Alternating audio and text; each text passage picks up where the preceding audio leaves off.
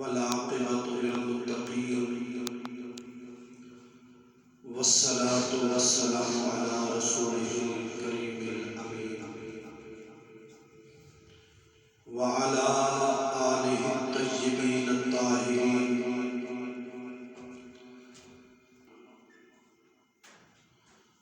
اما بعد فاعوذ باللہ من الشیطان الرجیم بسم اللہ الرحمن الرحیم ان الذین قالوا ربنا اللہ ثم استقاموا تتنزل علیہم الملائکہ آمنت باللہ صدق اللہ العظیم وصدق رسوله النبي الكريم الأمين الرؤوف الرحيم ونحن على ذلك لمن الشاهدين والشاكرين والحمد لله رب العالمين إن الله وملائكته يصلون على النبي يا أيها الذين آمنوا صلوا عليه وسلموا تسليما بواجب بلند اللهم صل على سيدنا مولانا محمد معدن الجود والكرم وآله وصحبه وبارك وسلم صلاة وسلام عليك يا سيدي يا رسول الله وعلى آلك وأصحابك يا سيدي يا حبيب الله یا صاحب الجمال و یا سید البشر من وجهك المنیر لقد نور القمر لا يمكن الصلاة كما كان حقه بعد زخدا بزرگ توئی قسم مختصر اللہ تبارک و تعالی جل جلالہ و عظم نوالہ وعظم شانہ واتم ابراہم کی حمد و ثنا اور حضور شفاع یوم نشور دستگیر جہاں ہم و سارے زمان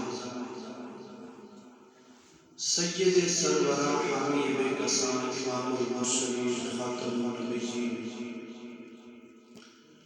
احمد مجتبی جناب حضرت محمد مصطفیٰ صلی اللہ علیہ وآلہ وسلم کی برکات اپنی عقیدتوں محبتوں ارادتوں کا خراج پیش کرنے کے بعد میرے نہایت واجب الاحترام معزز سامعین وقار اللہ رب العزت مالک ارض و سمان نے قرآن مجید فرقان حمید برہان رشید کے اندر ارشاد فرمایا ان الذین قالوا ربنا اللہ بے شک وہ لوگ قالوا جنہوں نے کہا ربنا اللہ ہمارا رب ثم استقاموا پھر ثابت قدم رہے تتنزل علیہم الملائکہ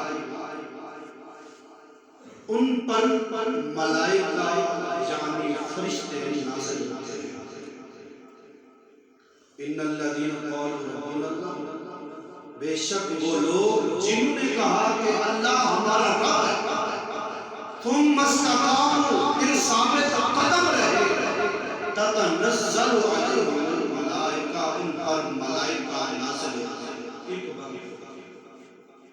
ان پر ملائکہ نازل ہوتے ہیں سامعین سے بڑھکار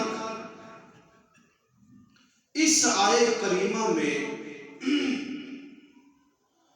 ان لوگوں کا ذکر کیا گیا کہ جنہوں نے یہ کہا کہ اللہ ہمارا رب ہے، اور پھر ایمان لانے کے بعد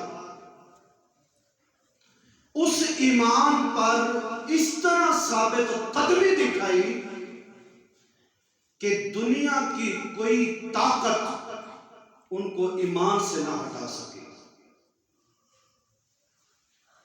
آج بہت دلچسپ موضوع ہے، آپ سنیں گے آپ کا ایمان تازہ ہوگا، بہت دلچسپ۔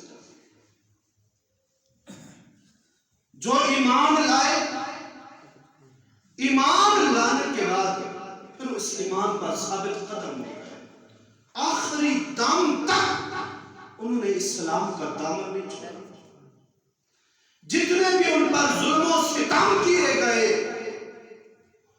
پھر بھی انہوں نے اپنا ایمان نہیں بیچا، اپنا ایمان خراب نہیں کیا۔ ان لوگوں کا تذکرہ میرے رب نے اس آیہ کریمہ میں فرمایا۔ حضرت علامہ جلال الدین سیوطی علیہ رحمہ، یہ وہ بزرگ ہیں، یہ وہ ولی کامل ہیں جن کو محبوب کریم علیہ الصلوۃ والسلام کا 75 مرتبہ جاگتے ہوئے دیدار ہوا۔ علامہ جلال الدین سیوطی علیہ یہ وہ ولی کامل۔ آپ کی ایک کتاب ہے شرح الصدور، بہت مشہور زمانہ کتاب ہے آپ کی۔ حضرت علامہ جلال الدین سیوطی علیہ رحمہ نے 3 سگے بھائیوں کا ایک واقعہ نقل فرمایا، آپ سنیں گے آپ کا ایمان تازہ ہوگا۔ 3 سگے بھائی، آپ فرماتے ہیں کہ دشمن کی فوج کی تعداد اور آلات و حرب کے لحاظ سے، یعنی جنگی ساز و سامان کے لحاظ سے لشکر اسلام سے بہت زیادہ تھی۔ دشمن کی فوج تعداد کے لحاظ سے بھی بہت زیادہ تھی، اور جنگی ساز و سامان کے لحاظ سے بھی لشکر اسلام سے بہت زیادہ تھی۔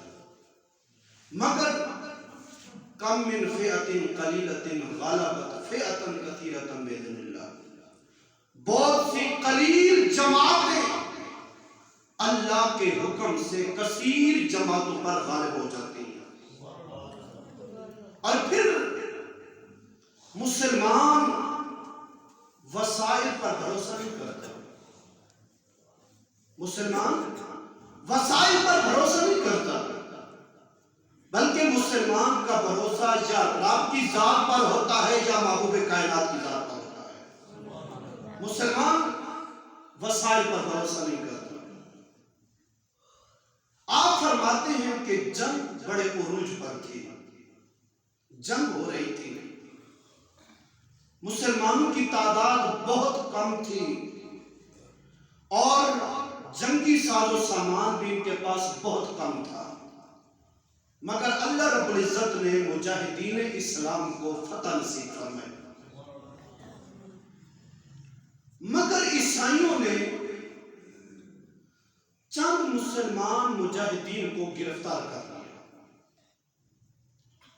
اور عیسائیوں نے جن مسلمانوں کو گرفتار کیا ان میں 3 سگے بھائی تھے جن کو گرفتار کیا،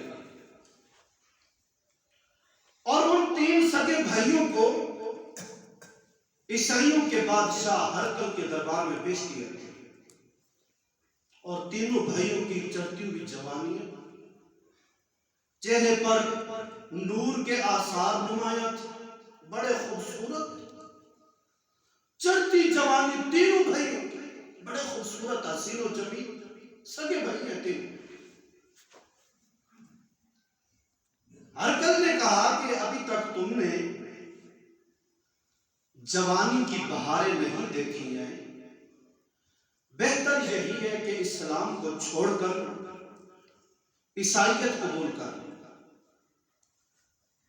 بہتر یہی ہے کہ اسلام کو چھوڑ کر مسیحیت قبول کر۔ مجاہدین نے کوئی جواب نہ دیا۔ ہرقل نے پھر کہا کیا تمہیں اپنے اپنی جوانیوں پر ترس نہیں آتا؟ کیا تمہیں اپنی جوانیوں پر ترس نہیں آتا؟ بہتر یہی ہے کہ اسلام سے پھر جاؤ، عیسائیت قبول کر لو۔ اگر تم نے اسلام سے انحراف نہ کیا تو تمہاری گردنیں اڑا دی جائیں گی۔ اور میرے ایک اشارے کی دیر ہے اور تمہارے جسم خاک و خون میں تڑپتے نظر آئیں گے۔ مجاہدین بولے غلامان محمد جان دینے سے نہیں ڈرتے، غلامان محمد جان دینے سے نہیں ڈرتے، یہ سر کٹ جائے یا رہ جائے کچھ پرواہ نہیں کرتے۔ مجاہدین بولے اے صحیح بادشاہ، اگر ہماری جانیں اللہ رب العزت کی راہ میں اسلام کے نام پر قربان ہو جائیں، اس سے بڑھ کر اور کیا خوش بختی ہو سکتی ہے؟ اے صحیح بادشاہ، ہم شہادت کا جذبہ لے کر میدان میں آتے ہیں۔ اے بادشاہ، ہم شہادت کا جذبہ لے کر میدان میں آتے ہیں، اور یہ بھی سن لے کہ ہماری زندگیاں اسی مرتبہ کے حصول کے لیے آرزویں کرتی گزر جاتی ہیں۔ ہم اپنی زندگیاں اس آرزو میں گزار دیتے ہیں کہ کب ہمیں جنگ کا موقع ملے گا اور ہم کفار سے لڑتے ہوئے اپنی جانیں اللہ رب العزت کی راہ میں قربان کر دیں گے۔ ہم تو یہ آرزویں کرتے ہیں۔ اور پھر بولے مجاہدین، بہت خوبصورت جواب دیا، کہنے لگے اے ہرکل، ہماری آخری سانس کا بھی یہی جواب ہوگا، ہم جان تو دے سکتے ہیں مگر مصطفیٰ کا دیا ہوا ایمان کبھی نہیں دے سکتے۔ ہم مصطفیٰ کا دیا ہوا ایمان کبھی نہیں دیکھ سکتے۔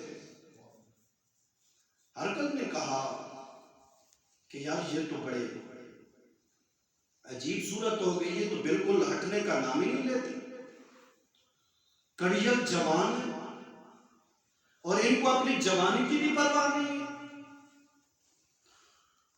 ہرکل نے کہا کہ ان تینوں بھائیوں کو کھولتے ہوئے تیل میں ڈال دیا جائے، اور اس نے کہا کہ یہ کام جو ہے باری باری ہونا چاہیے۔ پہلے ایک بھائی کو ڈالا جائے تاکہ دوسرے دو بھائی اس کا حشر دیکھ لیں، اور بہت بڑا کڑھا تیل کا گرم کیا گیا، کھولتا ہوا تیل، اور تینوں بھائیوں کو اس کڑھائی کے قریب لایا گیا۔ ہرکل نے کہا کہ ایک ایک کو ڈالو۔ جب ایک بھائی کو اس کڑھائی میں ڈال دیا گیا کھولتے ہوئے تیل میں، تو دوسرے بھائی نے کہا انا للہ و انا الیہ راجعون۔ دوسرا بھائی کہنے لگا کہ جلدی کرو، مجھے بھی اس کھولتے ہوئے تیل میں ڈالو، میں اپنے بھائی سے ملنا چاہتا ہوں۔ دوسرے بھائی کو بھی اس کھولتے ہوئے تیل میں ڈال دیا گیا، اور تیسرا جو بھائی تھا وہ بہت معصوم تھا، 18 سال اس کو عمر تھی، خوبصورت، حسین و جمیل۔ ہرکل کا ایک وزیر کھڑا ہوا تھا۔ وزیر نے کہا کہ بادشاہ اگر اجازت ہو تو یہ لڑکا ہم لے جائیں گے اور اس کا ایمان سلب کر لیں گے، آپ گھبرائیں نہیں، ہم اس کا ایمان چھین لیں گے۔ ہرکل نے کہا کہ یار یہ مسلمان جو ہے یہ کبھی اپنا ایمان نہیں بیچتے، جو بھی ہو جائے یہ اپنے ایمان سے نہیں ہٹیں گے۔ وزیر نے کہا کہ یہ عرب کے مسلمان ہیں اور یہ عورتوں کے شوقین ہوتے ہیں،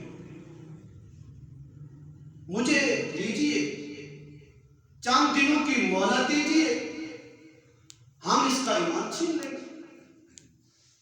وزیر اس لڑکے کو لے کے اپنے گھر چلا گیا، جا کے ایک کمرے میں اس کو بند کر دیا۔ 18 سال اس جوان کی عمر میں، 2 بھائی کھولتے ہوئے تیل میں ڈال دیے گئے۔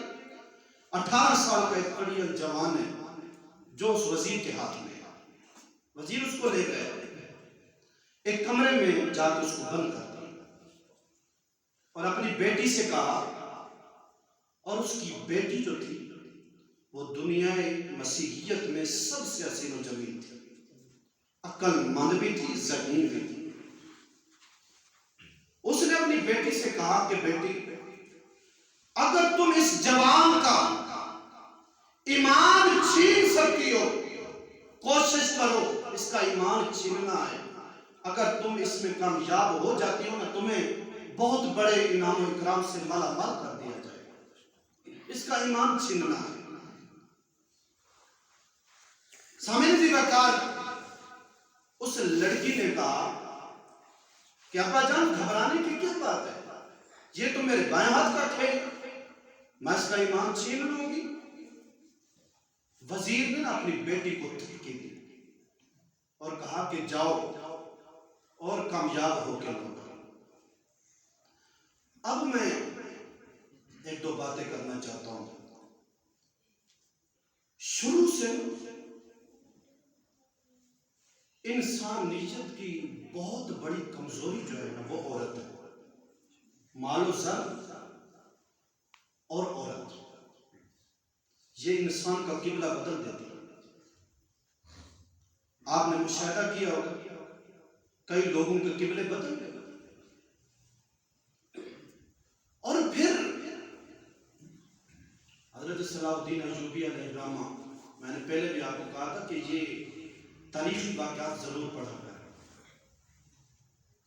داستان ایمان فروشوں، یہ آپ نے ضرور پڑھ لی، جو آدمی مطالعہ کرتے ہیں وہ ضرور منگوائیں۔ میں نے لاہور سے منگوائی، ابھی تلگنگ میں ہے، وہ آ جائیں گے۔ بہت ہی دلچسپ داستان ایمان فروشوں کی، جنہوں نے مال و زر کی وجہ سے اور عورتوں کی وجہ سے اپنا ایمان بیچ دیا، یہ ان کی داستان ہے۔ سلیمی کہتے تھے کہ حضرت صلاح الدین ایوبی کے جو جاسوس ہیں، ان سے موت بھی پناہ مانگتی ہے، موت بھی ڈرتی ہے۔ اتنے مضبوط تھے حضرت صلاح الدین ایوبی کے جاسوس، لیکن کئی جاسوسوں کو ان عورتوں نے ان کا قبلہ بدل دیا۔ اور یہ جو بڑے بڑے لوگ تھے اس زمانہ میں، صلاح الدین ایوبی کے زمانہ میں، انہوں نے ان عورتوں کی وجہ سے، ان صلیبی لڑکیوں کی وجہ سے اور مال و زر کی وجہ سے انہوں نے اپنا ایمان بیچ دیا۔ آپ تو غازی کی ہسٹری پڑھ، آپ کو پتہ چل جائے گا، تھوڑے تھوڑے ٹکوں کے لیے ایمان بیچ دیے اور اپنے مسلمانوں کی غداری شروع کر دی۔ اتنا غیر مسلموں نے مسلمانوں کو تکلیف نہیں پہنچائی جتنا آپ انہوں نے تکلیف پہنچائی۔ بے شک تاریخیں پڑھی، مسلمانوں نے جنہوں نے اپنا ایمان بیچا، سب سے زیادہ ان غداروں نے اپنے مسلمانوں کو تکلیف دی۔ اپنا ایمان بیچا، تو یہ بہت بڑی کمزوری ہے انسان کی عورت۔ اور وہ بہت حسین و جمیل تھی۔ اس نے کہا کہ ابا جان کوئی گھبرانے والی بات نہیں ہے، یہ تو میرے بائیں ہاتھ کا کھیل ہے، میں اس کو برقرار لوں گی۔ تو وزیر نے کہا کہ بیٹی جاؤ اور کامیاب ہو کے لوٹو۔ اندھیرا چھا گیا، رات ہو گئی، وہ لڑکی جاتی ہے اس نوجوان کے کمرہ میں، 18 سال کی عمر ہے، چہرے پر نور کے آثار نمایاں ہیں۔ جب وہ لڑکی پہنچی نا، آگے نوجوان قرآن مجید کی تلاوت کر رہا ہے، وہ قرآن مجید کی تلاوت کر رہا ہے، یہ لڑکی اس کے ساتھ بیٹھ گئی، یہ اپنی چالاکیاں کرتی رہی۔ اس نوجوان نے ایک نظر بھی اٹھا کے اس لڑکی کو دیکھا ہی نہیں، اور وہ یہ خواہش کر رہی تھی کہ غلطی سے کوئی ایک نگاہ بھی اٹھ جائے پھر میں اس پر قابو پا لوں گی۔ لیکن وہ جوان پوری رات قرآن مجید پڑھتا رہا، اس نے لڑکی کو دیکھا ہی نہیں۔ صبح ہو گئی، لڑکی باہر نکل گئی اپنے والد کی بارگاہ میں، کہا بیٹی کامیاب ہوئی ہو یا نہیں؟ اس نے کہا کہ نہیں، آج کام نہیں بنا، کیونکہ آج ان کی کوئی خاص رات تھی، وہ عبادت کر رہا تھا۔ دوسری رات پھر وہ لڑکی بن سنور کے گئی، دوسری رات بھی جب اس نوجوان کے کمرہ میں داخل ہوئی تو نوجوان نوافل پڑھ رہا تھا، اور اس نے پوری رات نوافل میں لگا دی، لڑکی کو ایک نگاہ بھر نہیں دیکھا، اس کی طرف نظر اٹھا کے بھی نہیں دیکھا۔ وہ لڑکی بڑی پریشان ہوئی کہ دنیا میں ایک جھلک دیکھنے کے لیے بےتاب ہے، اور یہ نوجوان ہے اور پھر عرب کا مسلمان ہے، یہ عورتوں کے بھی شوقین ہوتے ہیں، لیکن یہ کیسا جوان ہے کہ جو میری طرف نظر اٹھا کے بھی نہیں دیکھتا۔ ارے بھائیو، دل تھام کے یہ باتیں سننا۔ 40 راتیں اسی طرح گزر گئی، وہ لڑکی آتی رہی، آگے جوان یا قرآن مجید کی تلاوت کر رہا ہوتا، یا نوافل پڑھ رہا ہوتا۔ 40 راتوں میں اس نوجوان نے ایک پل بھر بھی اس کی طرف نہیں دیکھا۔ جب وہ ناکام ہو گئی، اس نے سوچا کہ پتہ نہیں یہ کیا مسئلہ ہے، اس کے آنکھوں پر کس نے قبضہ کیا ہوا ہے، اس کے دل میں کس کی محبت ہے۔ اس کو یہ تو پتہ نہیں تھا کہ یہ اس محبوب کا دیوانہ ہے کہ وہ نبیوں میں نبی ایسے، امام الانبیاء ٹھہرے، وہ حسینوں میں حسین ایسے، محبوب خدا ٹھہرے۔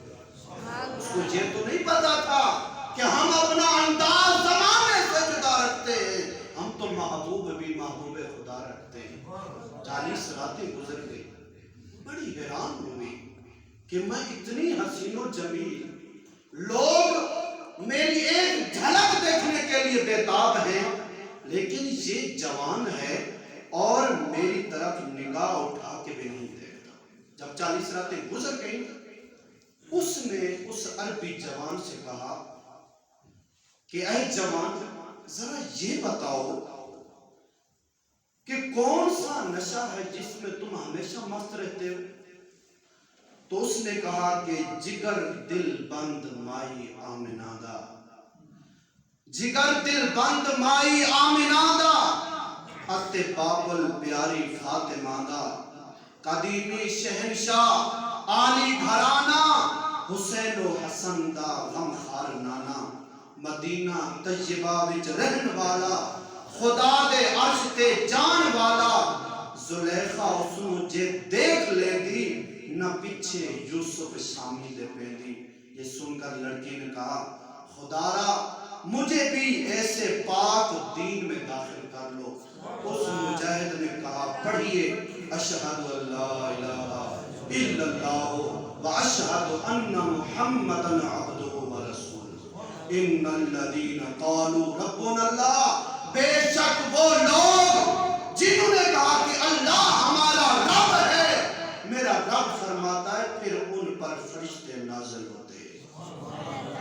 سامنے سی وقار، کبھی ہمارا کردار اتنا مضبوط ہوتا تھا جس کو دیکھ کر دنیا کی تقدیریں بدل جاتی تھیں، آج ہمارے کردار کو کیا ہو گیا؟ آج دھڑا دھڑ دیکھیے جناب، لوگ قادیانی بن رہے ہیں، جرمنی کے ویزوں کے لیے اپنا ایمان بیچ دیتے ہیں۔ بھائیو، یہ کام نہیں کرنا، آخر میں ایک نہ ایک دن اس دنیا سے چلے جائیں۔ اصل میں تو یہ ماں باپ کی غلطی ہوتی ہے کہ ماں باپ اس کو دین نہیں پڑھاتے، کہتے ہیں کہ بس آپ نے ڈگریاں حاصل کرنی. جب بچہ ڈگری حاصل کر لیتا ہے پھر اس کو اسلام کی اس کے سامنے کوئی قدر و قیمت نہیں ہوتی، کیونکہ وہ انگریز کا غلام بن چکا ہوتا ہے. تو آج لوگ جرمنی کے ویزے کے لیے اپنا ایمان بیچ دیتے ہیں. آج لوگ اسی عورت کے لیے قادیانی بن جاتے ہیں. آج لوگ اسی عورت کے لیے اپنا عقیدہ بدل دیتے ہیں جس پر اس کے ماں باپ شروع سے چلے آ رہے ہیں. اس عقیدے کو چھوڑ دیا، وہ بھی غلط ہے. آج ہماری مرشد آ گئی ہے گھر میں، ہم اسی کی تابعداری کریں گے. یہ جو فرمائے گی ہم اس کے پیچھے پیچھے چلیں گے. یہ ہماری حالت ہو گئی. پہلے اتنا مضبوط کردار تھا. ٹائم مکمل ہو گیا، ابھی تو بہت سارے واقعات سنانے تھے، ابھی ایک بھی ختم نہیں ہوا. آگے چلتے ہیں. پھر اس لڑکی نے کہا کہ اے نوجوان، ابھی ہمارا یہاں پر رہنا ٹھیک نہیں ہے، مناسب نہیں ہے. میں ایسا کرتی ہوں، آپ یہاں ٹھہرے، میں استقبال سے 2 گھوڑے لاتی ہوں. تھوڑی دیر بعد وہ لڑکی وزیر زادی 2 گھوڑے لے آئے اور وہ نوجوان ایک گھوڑے پر سوار ہو گیا اور ایک گھوڑے پر یہ لڑکی سوار ہو گئی اور راتوں رات وہاں سے نکل گئے. پوری رات گھوڑے دوڑاتے رہے. صبح کی نماز کا وقت ہوا، رک گئے نماز پڑھنے کے لیے. جب رکے نا، پیچھے مڑ کر دیکھا تو ایک لشکر آ رہا تھا. ان کو یہ لگا کہ کوئی لشکر آ رہا ہے. لڑکی ڈر گئی کہ ابھی تو ان کو پتہ چل گیا، انہیں خبر ہو گئی ہے اور وہ ہمیں گرفتار کر لیں گے. اب جو جوان نے جواب دیا نا، وہ کہنے لگا کہ گھبرانے کی ضرورت نہیں. اگر 1000 آدمی ہے نا، 1000 آدمی کے لیے تو میں اکیلا ہی کافی. 1000 آدمی کے لیے 18 سال کا جوان ہے، کہتا ہے کہ 1000 کے لیے تو میں اکیلا ہی کافی. گھبراؤ نہیں. سبحان اللہ. ریوڑیوں کے جو ہے بکریوں کے ریوڑ کے لیے ایک شیر کافی ہوتا ہے. کہا کہ اگر 1000 کی تعداد ہے نا، 1000 کی تعداد کے لیے میں اکیلا کافی. اور یہ دیکھتے رہے، گرد قریب آتی گئی. جب بالکل قریب آئے تو دونوں دیکھ کر حیران رہ گئے کہ وہ 2 بھائی جو تیل میں ڈال دیے گئے تھے وہ گھوڑے دوڑا کے پیچھے آ رہے تھے. وہ گھوڑے دوڑا کے پیچھے آ رہے تھے. حیران ہو گئے کہ بھائی تم کیسے؟ انہوں نے کہا کیا تمہیں اللہ رب العزت کا یہ فرمان یاد نہیں؟ وَلَا تَقُولُوا لِمَن يُقْتَلُ فِي سَبِيلِ اللَّهِ أَمْوَاتٌ. جو اللہ رب العزت کی راہ میں مارے جاتے ہیں انہیں مردہ نہ کہو بلکہ وہ زندہ ہیں، لیکن تمہیں شعور نہیں. اے بھائی، اللہ رب العزت نے ہمیں ہمیشہ کی زندگی عطا فرما دی. بھائی ہم تو تمہارا نکاح پڑھانے کے لیے آئے. تو یہ ہے استقامت علی الایمان کا نتیجہ کہ جو اپنے ایمان پر ثابت قدم رہے، اللہ رب العزت نے ان کو ہمیشہ کی زندگی عطا فرمائی. تو اس لیے اپنا ایمان کبھی ضائع نہ کریں. خدا را آج بہت پرفتن دور ہے، بہت پرفتن دور ہے. حقیقت میں ایسے واقعات بیان ہی نہیں کرتا. آپ کو پتہ میں واقعی کربلا بھی مجھ سے نہیں ہوئے جاتے. میں نے بڑے دل تھام کے اور بہت اس میں ایسے الفاظ سے میں نے وہ چھوڑ دی کیونکہ وہ مجھ سے نہیں پڑھے جاتے. یار ایسے ضرور پڑھا کرو، خدا کی قسم ایسے واقعات ضرور پڑھا کرو. تمہارے دل کی دنیا بدل جائے گی.